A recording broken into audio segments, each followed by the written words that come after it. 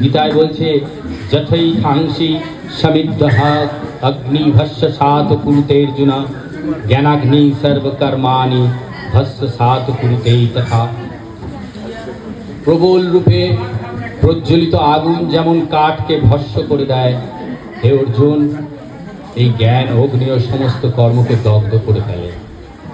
আজ আমরা জ্ঞান যোগেতেও সেই নেমেছি। এটাই ব্রহ্ম এবং এই সমস্ত ব্রহ্ম এই রূপে আবির্ভূত হয়েছে বিভিন্ন কাজের মাধ্যমে আমাদের নাম রূপে, সেটা আমরা আজকে উপলব্ধি করতে পারছি। আর মনকে এই স্তরে তুলে নিয়ে যেতে হলে মনকে আমাদের জানার চেষ্টা করতে হবে, সর্বদাই আমাদের ধ্যানে নামতে হবে এবং সেই ধ্যান যজ্ঞে আমাদের এগোতে হবে, রাজযোগ। ঠাকুর একটা কথা বলেছেন যে এই যে আমাদের ধ্যান যোগ বা মনকে শান্ত করার উপায় হচ্ছে অভ্যাস। ঠাকুর নয়, শুধু ঠাকুর কেন, আমরা যদি পতঞ্জলি যোগেও দেখি সেখানেও একই কথা লেখা আছে।